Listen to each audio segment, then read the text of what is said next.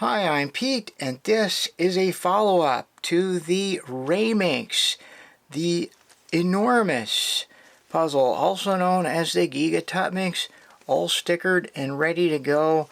And I could not be more happy with this puzzle. This is absolutely fantastic. So I've stickered it. It didn't actually take me that long to apply the stickers. It took a long time on my calendar just because I've been so busy lately. But here it is. It is all done and all stickered and all ready to be scrambled. Now, for those of you that came here looking for a little bit on how I stickered this, I took quite a bit of video while I was stickering it, and so I'm going to put that as some bonus content at the end of this video. I really wasn't sure how much stickering you would want to see, so I'll just try to leave it up to you. I'll put a bunch of it on there and leave it up to you. So this is how it came out. As I said, I'm really very happy with this. The puzzle is just it looks great. It turns reasonably well. I don't have any lube on it right now, so I'm going to try a scramble and solve before I decide if I want to put some lube on it, or at least a scramble anyway. I'll give it a chance to be broken in. Now, one of the questions that people had about this puzzle is just exactly how big it is. It is very difficult to get a sense of the scale. So what I'm going to do is show it in comparison to the Truncated Icosidodecahedron. And because of the angle of the camera, I'm going to try and get them both kind of lined up so they're both in the same plane. But just to make it clear, then, because it is kind of hard to see, I have this tool here. This thing. It's a level. So I'm going to put a level on this. I'm going to put a level on both of these. Okay, so alright, I don't know. Okay, so that's level. According to this, there you go. So now they're in a straight line. So according to this, this level thing, well, you can see it on here. Let me see if I can get this a little better. So basically, I have to lift it up just a little bit on the TI in order for this to be level, which means that the Rayminx is just maybe about 1 millimeter or 2 taller than the TI, and the part that's taller than is this face extension. If we actually went and compared just the face and not this little extension, yeah, it would be, gee, more than maybe 1 centimeter. It's quite a bit, actually. So I hope that makes it clear that the Rayminx is certainly the biggest puzzle that VeryPuzzle's ever made, at least in terms of his volume that I can tell.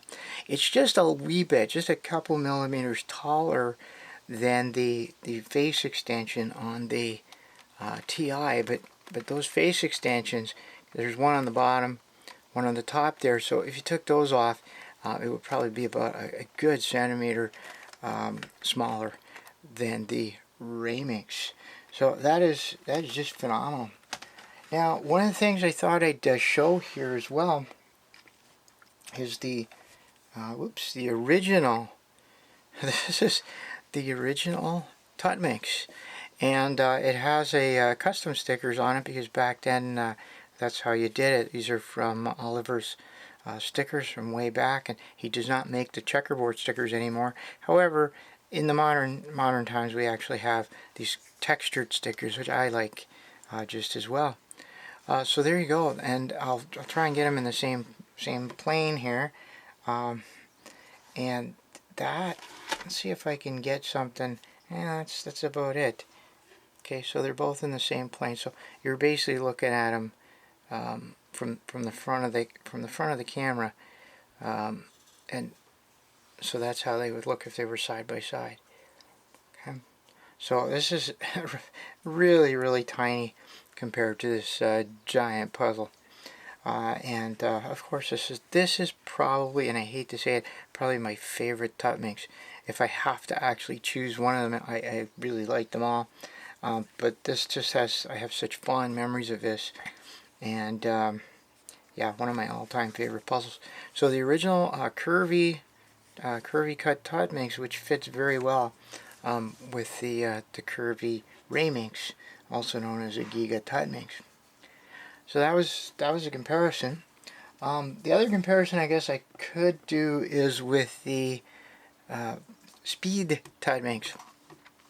So the Speed Tuttminx, I actually started by using the Speed Tuttminx as my inspiration for the stickering scheme, and I did about half of the puzzle using this, and then I just kind of gave up on that and just decided to go on my own, just to have something a little different. So I don't know, if I look around I could probably find, I'm not sure if I can still find it, where I had my inspiration. Yeah, okay, so I think you can sort of see with the brown on top and the brown, and then I have the yellow and orange. So I definitely started out inspired by the Speed Tuttminx, but then certainly around the center of the puzzle I just went on my own, just put this aside and went on my own. It's great. I actually enjoyed the stickering process. I really don't like starting these things and just kind of having them sit, and unfortunately due to work commitments I had to do that this week, but I got it done now.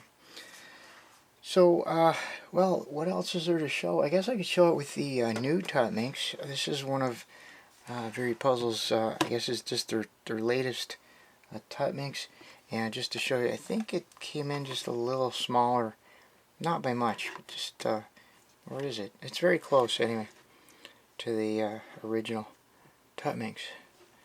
So this is just done on I guess one of their newer mechanisms.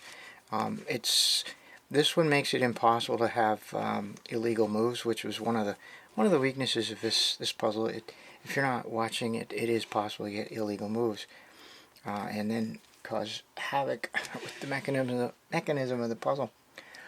Okay, so I'm going to put the original Tuttminx aside now, and I'll do a little bit of turning just to kind of give you an idea what it looks like, and then we're going to go in for a scramble. That's right, you're going to see a scramble. Now there is no white sticker. This looks white, but it's really kind of a, well, maybe it is white. I'm thinking this is more of a very pale beige. That's how I would call it. So in other words, white with a little bit of brown in it. But it does look quite light under all my bright video lights, so I don't know. The stickers, the pentagons, have this pattern to it. It's called carbon fiber, but it's just a pattern. They are vinyl stickers. And I've seen some chatting online about the orientation of this pattern here. You may have noticed on my other Tuttminx with the checkerboard pattern, I don't really follow that much. You know, if I can, I'll put it back so that the pattern is consistent across the face, but it's not super important to me. So I may have actually messed up some of these anyway, because of the way I set my colors. I would put the centers on and then go back. So yeah, if that bothers you, sorry. Sorry about that. It probably should bother me. I don't know why it doesn't. Anyway, so that's it. There was a good variety of colors, shades in the sticker set. A lot of blues as usual. Not as many purples and pinks as I would like, but it still came out really, really well. These are high quality stickers, and I'm encouraged to see these. I would pay a few extra bucks to get high quality stickers. I don't know if other people feel that way, but it's important to me. It's an important part of the puzzle. I love the fact that they put a few metallic colors in. There's a gold and there's a silver as well. So I just wanted to show, because for example here we have three colors. Is sort of a blue, a green, and a greenish blue, but in terms of being able to distinguish between them, it's actually not bad at all. One of the problems with some of the previous sticker sets, that there were so many blues, you would actually end up with indistinguishable shades of blue, and if they're adjacent to each other, I've actually had some problems that way at the end of a solve where I had an edge flipped around because I couldn't tell.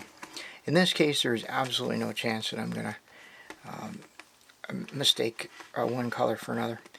Even things like the orange, I don't know how much it shows on camera, but one of them is a kind of a matte orange, the other one's a kind of a neon orange. There's a very clear distinction there.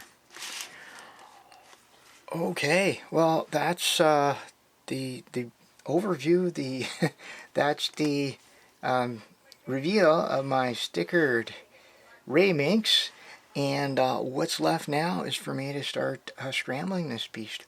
Now, as I am scrambling, keep in mind that after the scramble, I will have some bonus content where I show the stickering process, or some of it anyway, maybe as much of it as I can sort of cram in there. So if you're interested in that, then certainly stick around after the scrambling, or you can just skip to the next part too. So it's a bit stiff, not too bad, but it is just a little bit stiff. I don't really have a strategy here. The fact is that a giant puzzle like this, once it gets scrambled a bit, even if you just start solving it, it will be a good challenge, unlike a smaller puzzle. So, and while I'm scrambling, let me tell you what my strategy is. Actually, I don't know what my strategy is. I'm pretty sure, and I don't think I'm giving anything away here, I'm pretty sure it's going to be a reduction solve. I sort of feel that that's probably the best way to do it, which means that the first part of this solve is going to look a lot like, oops, okay, I don't know what I'm doing there. The first part of it's going to look a lot like solving a Gigatuttminx, so just a regular Gigatuttminx, where you're just trying to build the faces. And then once I build the faces with the reduction solve, I'd have to work on the edges, and that, I really don't know what that's going to look like, because the edge reductions that we use on the Minx puzzles kind of rely on the fact that the faces are all pentagons, and of course on the Tuttminx you're dealing with a combination of pentagons and hexagons. I think it'll be okay. I think I'll be able to find a way to do it. Probably worst case scenario, putting edges together, working on them with two adjacent. I just pointed out two of the wrong type here. Two adjacent hexagons, I think, would probably be the way to do it. There are no adjacent pentagons, so obviously that's not going to be a possible solution. Yeah. So. And then, of course, the other thing is how thorough a scramble. And again, you know what, with something like this, I think it's just a function of how much patience you have. I don't think, like, I think at this point it would still be a credible solve, just because by the time I start working on stuff, I would, you know, I'll be scrambling other things to solve the initial faces anyway.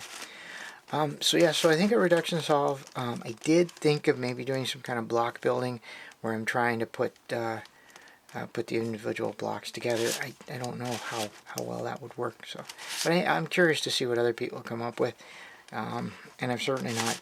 I'm trying to avoid looking at other people's solutions.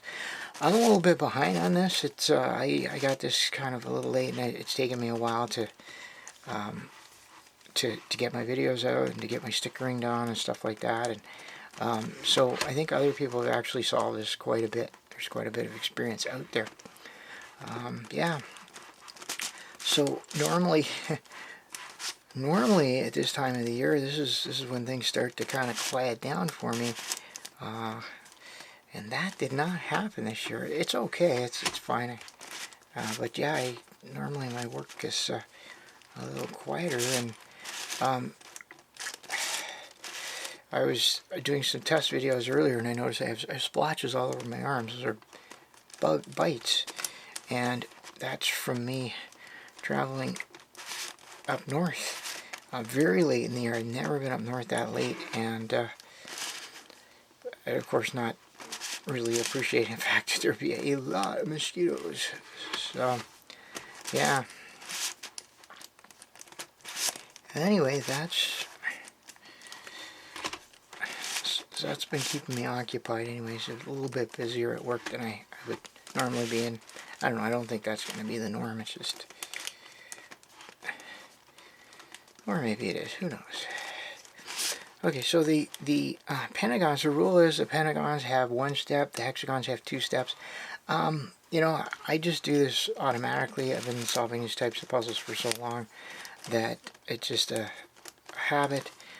You really, if it's not your habit yet, you probably want to work on that, because it can cause some challenges as you're solving, or as you're scrambling, if you get a face not turned the right number of steps. Now, this mechanism doesn't let you actually turn an adjacent face if one of the faces has not been turned enough, but it can still make things confusing as you're scrambling, I'm sure. Okay, what am I... okay, that one's not enough. Now, the way you can tell, it's very subtle, and I don't know how clear it is on tape here, but if I do that,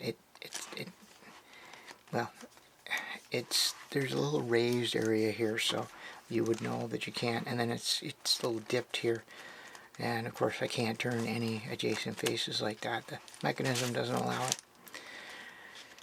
Okay, so because that's a hexagon, then I'm going to have to go two steps. I'm just, you know, clockwise or counterclockwise.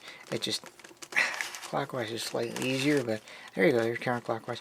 Now that's pretty heavy. It's quite stiff to turn, but I don't think it's time to try lube on there yet. I think I'm just going to wait a little bit just to make sure that I actually need it. I know, I think in the past, we probably over-lubed our puzzles a bit, and I also think that puzzle design has improved quite a bit in recent years, so that we don't need as much lube to make the puzzle turn.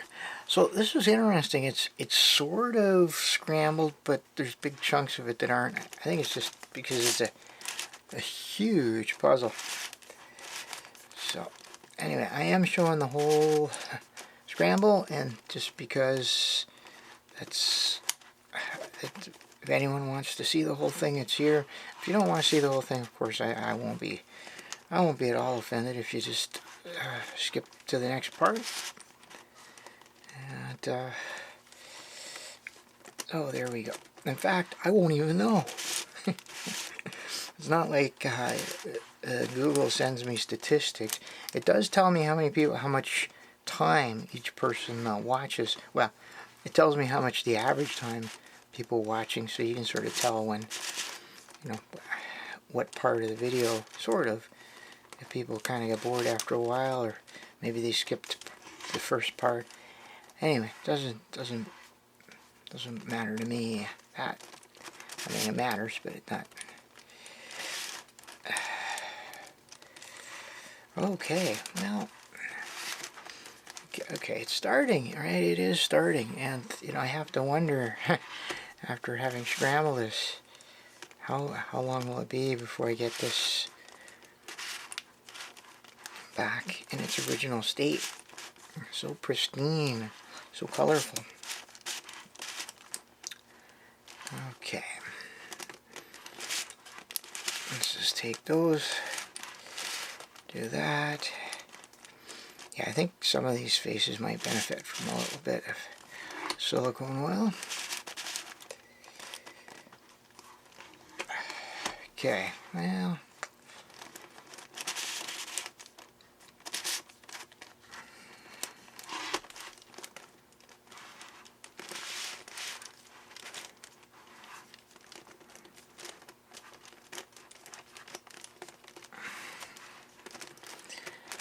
okay, I'm going to do that. So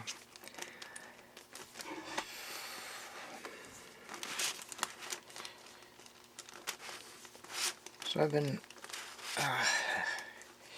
made a slight change to my video making, and I switched cameras. Now I'm completely away from the old Canon camcorder, I'm using a new mirrorless camera, which also has some good video capabilities, and unfortunately it has a limit on how much video I can make at one time, and when I'm doing puzzles, that's a bit of a problem. The 30 minutes is the limit, and it just sometimes it can be tough to get everything done, and of course if you're solving a puzzle, you don't want to be kind of having one eye on the clock. So I now have upgraded that to, I have a recorder now, and a video recorder that will allow me to make the videos as long as I want. So that's a good thing. But of course, changing stuff, changing equipment, changing workflow, it always causes a certain amount of uncertainty and requires some testing and stuff like that. So I've done all my tests. Hopefully everything's good here. But yeah, my workflow has changed quite a bit, and for the better ultimately. But there's always some growing pains. One of those growing pains is that some of the video I made recently had really lousy audio, and as a matter of fact, I'm not sure how much of it I'm going to put on here, but the video that shows me stickering has that lousy audio, and maybe the video quality might not be so good either. So it's just something, yeah, in the grand scheme of things, it's not a big deal, but it just is something that, okay, I'm trying to figure out if I have this. Okay, definitely do. Okay, I'm just trying to get these sections all split up here. Split up well. Okay. And of course, speaking of audio, usually it's the summertime here, I get the window open. So sometimes you'll hear a plane taking off. I have a water aerodrome just a block and a half from my house. Might hear the neighbor's dog howling. My neighbor's dog is not a happy dog. I don't know. I think it misses the owner when they're away or something. So it just it's in the backyard and it howls, and poor thing, you know. And I think they have other dogs, so it's not like it's lonely. It's just maybe it just likes to howl. Who knows? It was doing that earlier. It stopped, but I could start it again at any moment. Oh, maybe they brought it in. That might be it. So, anyway, just kind of something. So I've realized that it may not be obvious, but if I have a carbon fiber texture on one of the faces, that sort of tells me that has to go to a carbon fiber. So I guess it's a lot like the old checkerboards. It's a little harder to kind of see there than the checkerboards were, because it's a texture. I don't know if I got this. I still see some big chunks, but I don't know how entertaining it is watching me scramble the puzzle. Well, you know what? I think I have an idea. Because here's the thing.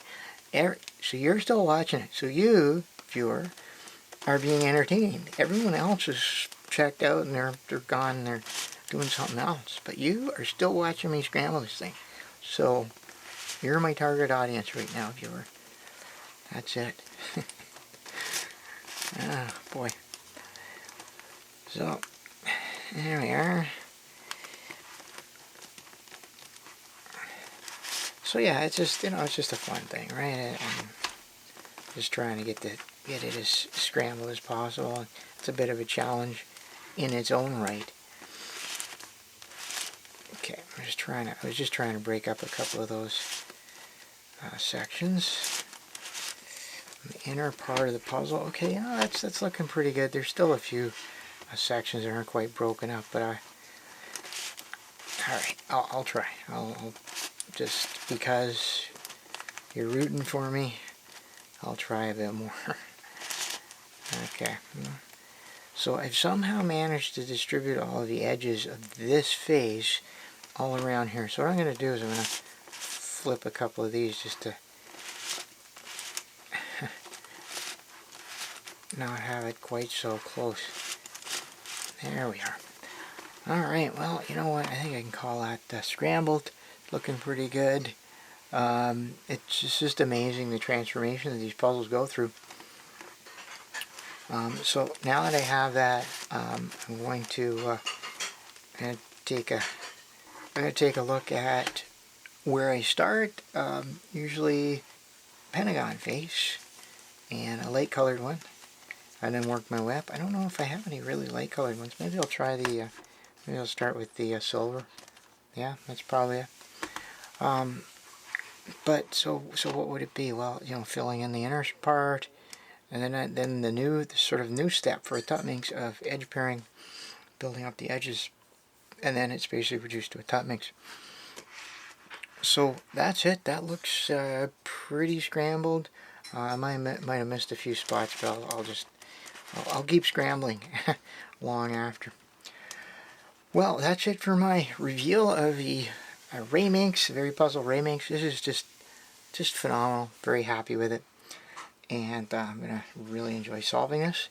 Now, if you stick around for the after the main outro, I'll put in some stickering videos, some actual footage of me stickering.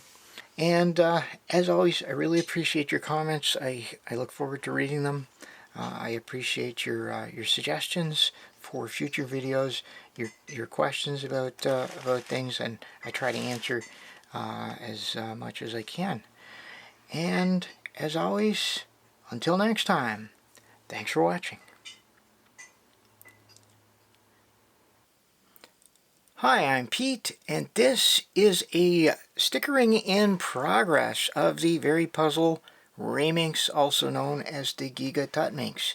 So I have one pole of the puzzle stickered.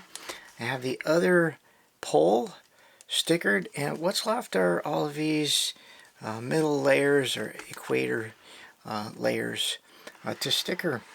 So the inspiration for this stickering scheme is from my Speed Tuttminx. So if we kind of find the, I don't know if this looks white or beige on the video. It's actually beige, so an off-white.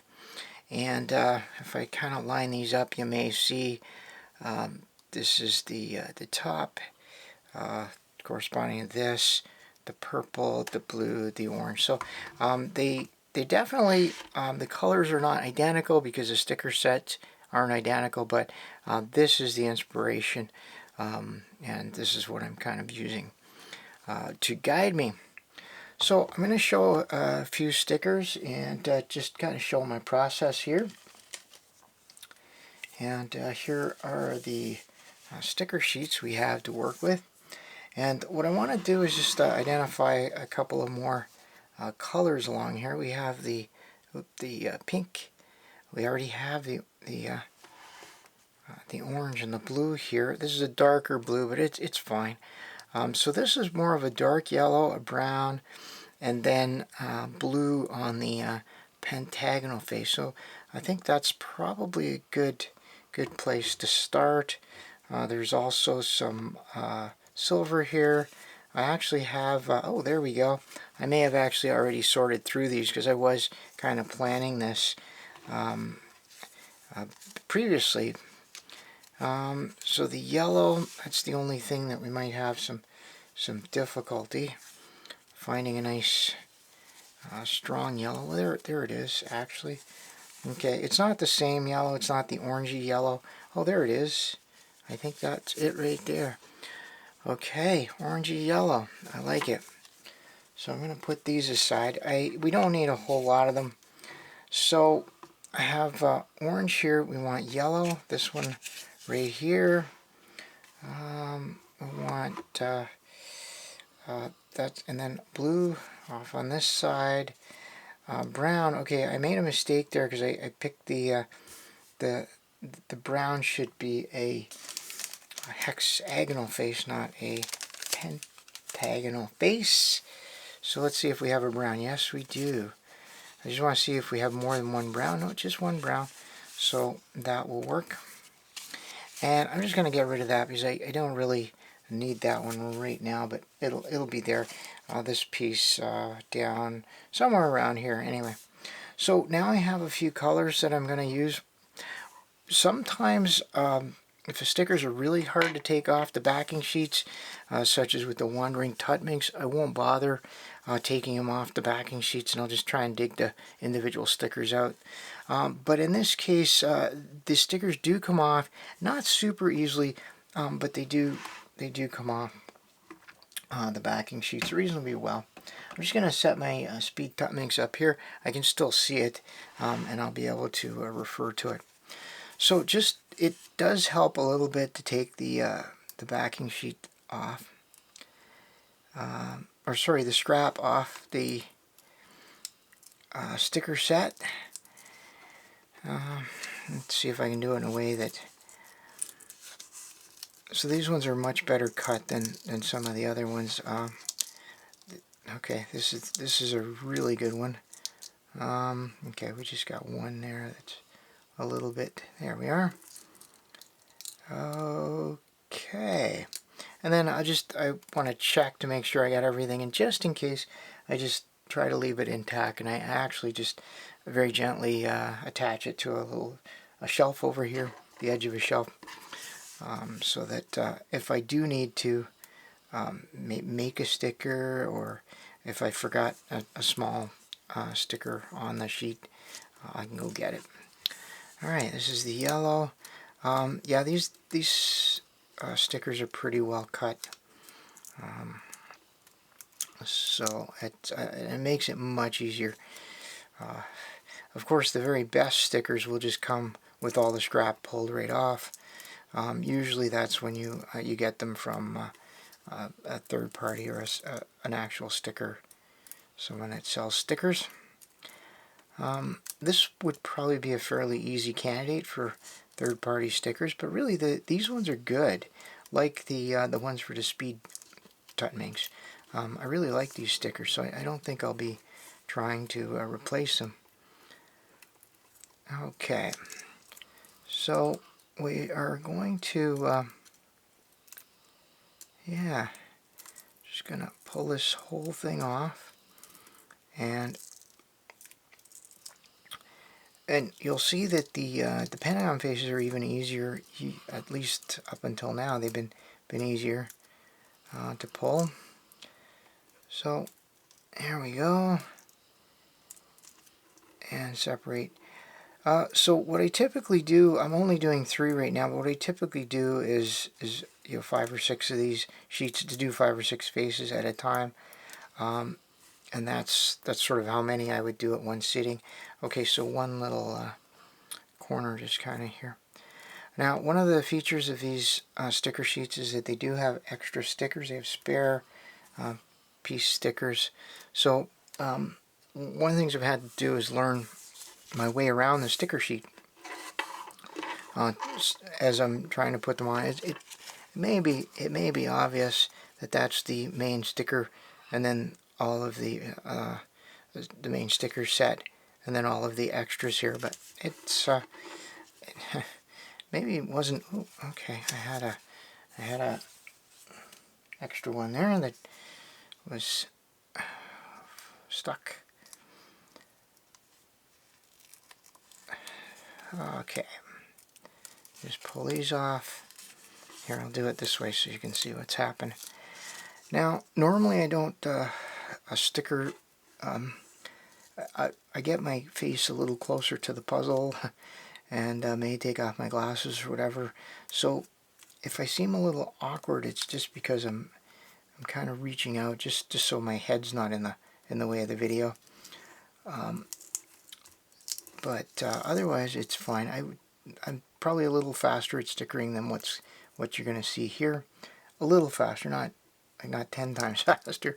Probably, 5 times faster. No, I'm probably working at about half speed when I'm doing this. Okay, I'm looking at the puzzle here, and so we have the Speed Tuttminx reference. So the yellow is going to be here, and then the brown right beside it, and then the dark blue to the left of those. So what I'm going to do to start, I'm going to pick the center here.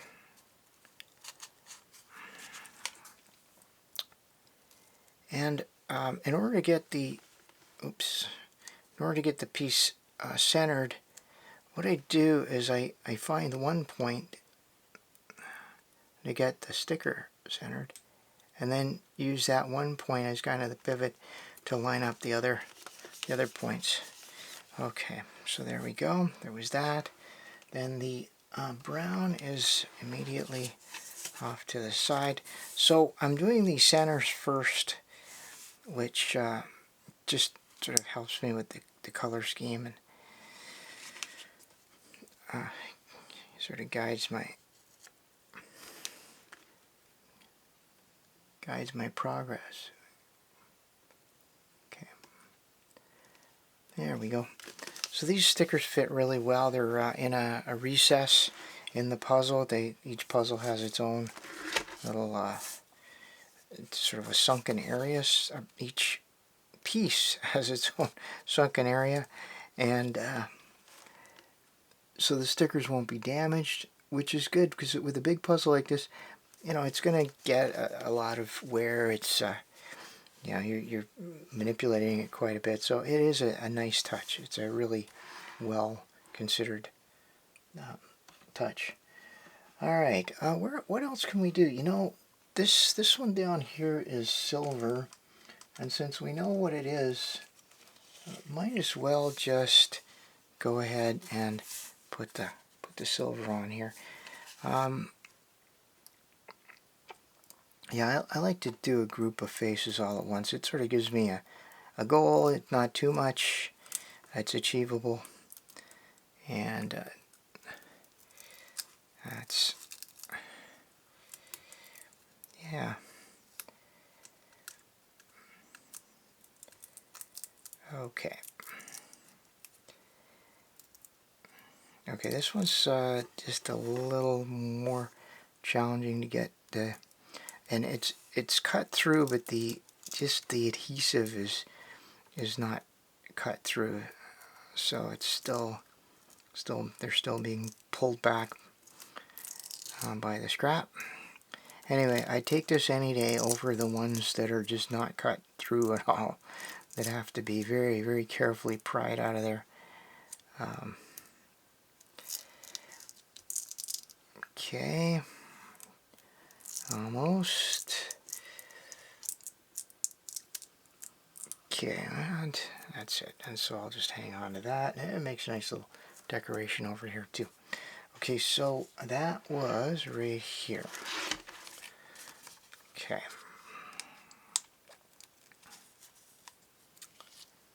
Okay, there we go. Oh, this is going to look great. Absolutely. Okay, now I got that. Whoa. Okay, I'm sort of a double whammy here. The center was just a little bit crooked, just a little wee bit. I don't know. I think I flinched or something as I was putting it on, and then it just pulled up the center, which I have not seen. Not seen one of these centers come off before, so I don't know. If that pops off again, I'll just go ahead and put a little bit of glue when I'm done. You just put a little dotted glue at each point, and then it stays on, but if you ever need to take it off, it's fine.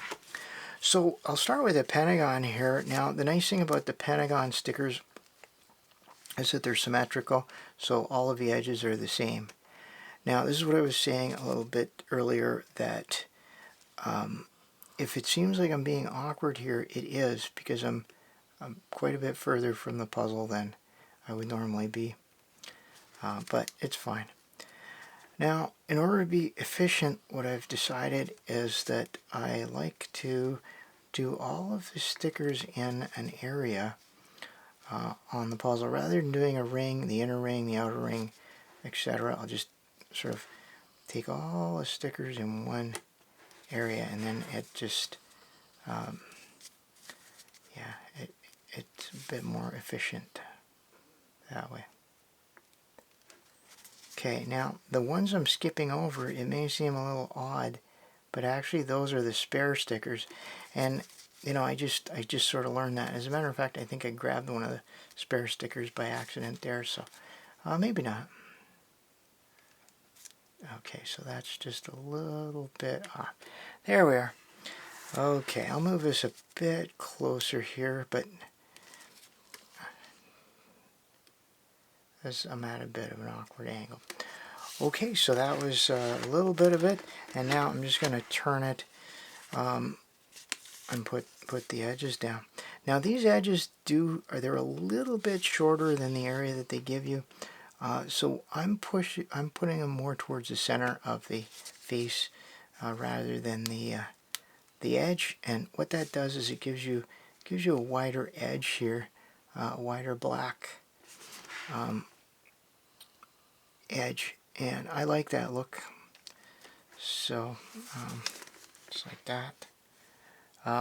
If you prefer a narrower edge, then of course you push it more towards the edge, or try to center them a little bit, which is another, of course, perfectly fine way to do it. Okay, I was almost grabbed one of the spare stickers.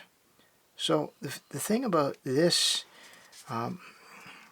puzzle is, because the stickers are very high quality, the sticker area is recessed into the puzzle, and so I really don't see needing too many spare stickers, but yet they give a very generous number of extras on each sheet, so I appreciate that.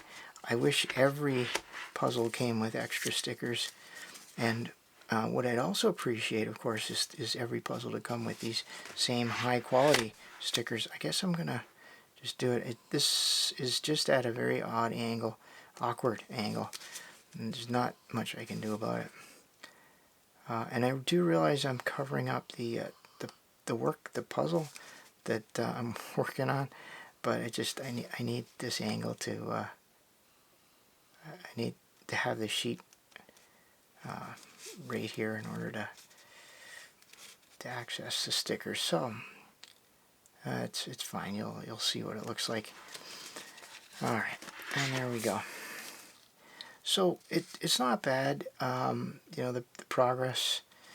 I should mention those little square stickers. They look square. They're really not. They're kind of rectangular. So you got to make sure you've got them oriented properly. If you don't, it'll look a little funny, especially if you don't have them consistent. So just something to keep an eye out on. Yeah. So some people really like stickering. I'm sort of in that camp. I find it very relaxing. And of course, some people just dread it. So, and in that case, it's good if you have a way to get the puzzle already stickered. I haven't seen this one offered already stickered, but you know, maybe eventually they will. One of the shops might do it. And I've not seen the other puzzle that was my nemesis for about a week and a half, was the Wandering Tuttminx. That was tough. Alright, so those are the stickers that are left over from the Pentagon face. I'm just going to put them over here with my pile. And so that's what it looks like. A nice textured sticker. And of course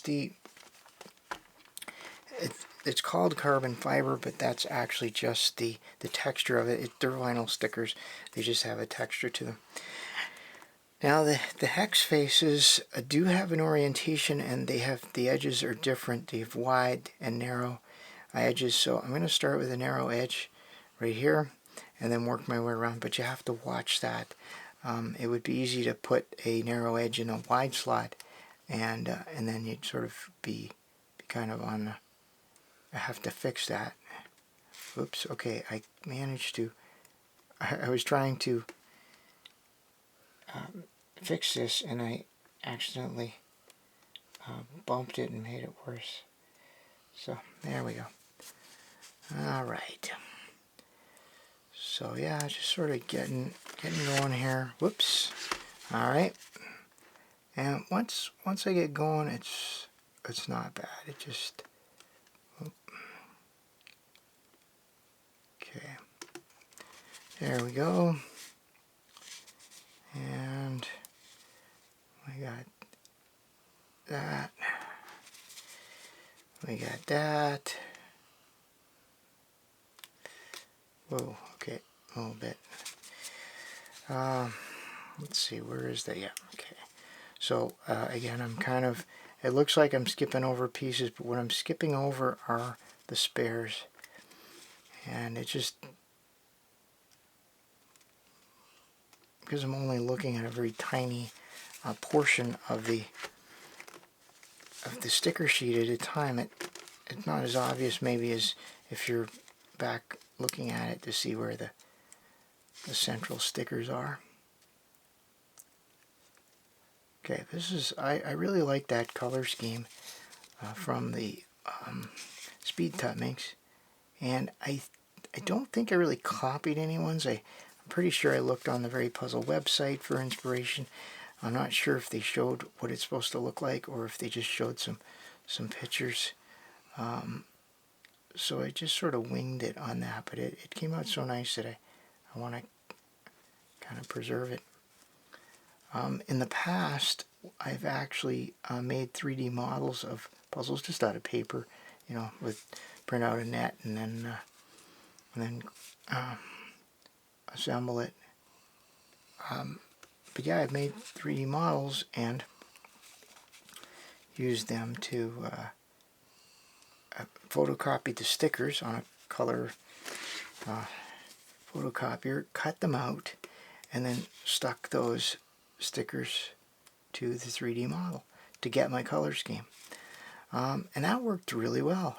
It was a lot of work, but then so was stickering a big puzzle and making a color scheme. And it's especially a lot of work if you make it and you don't like it and you want to redo it. So, you know, sometimes that's what it takes. Yeah. Okay, here we go. So, as I say, I'm working a little slower, but not a huge amount slower than I would normally. And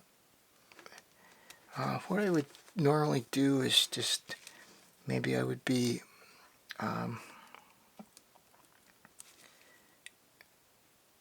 maybe sticker a few faces, maybe 3, maybe 6, something like that, and then take a break. Because I don't like to sit for too long. And if I'm doing this for too long, I get tired. I start maybe putting stickers on imperfectly, and that's not really what I want to do. And there you go. There's an example of that. This is the real deal. This is no Hollywood special effects feature. This is me putting the stickers on, and you can also see me sometimes put them on crooked and have to fix it. So sort of the paradox of the really nice stickers with all the extras is that they are fairly robust, and if I do make a mistake and I have to pull it up, I haven't damaged one yet. So, you know, whereas with cheaper stickers, and they usually don't give you many spares, or if any, and if you make a mistake, you have to pull it up, and then it looks awful afterwards. So yeah, I really appreciate the high quality stickers on this, and I would encourage all of the puzzle manufacturers to use high quality stickers, or at least make them an option. I don't know if that's practical, but I'd pay a couple extra bucks for better stickers. I don't know. But maybe it's not an option. I don't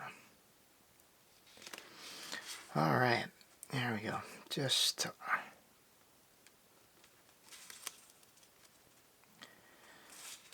yeah. So hopefully you see what's involved in stickering the Rayminx.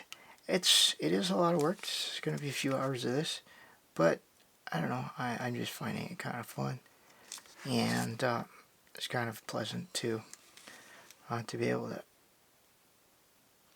to do this, and it's just relaxing.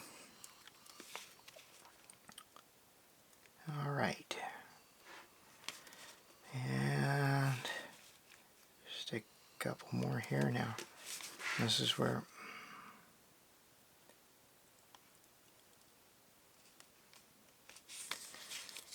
all right.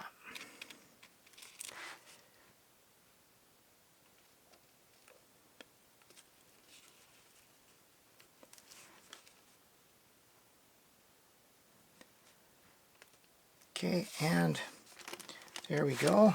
So that was another one, and you can see the spare stickers they give you, which are all in the corners of the sheet. So I got a couple more to do for this batch, but really I think I've shown you enough to give you a sense of it. And so I'm just going to turn off the camera, and I'm going to finish stickering the Rayminx, the Gigatuttminx as it's also known. And so when I come back, I will show you these stickered final results.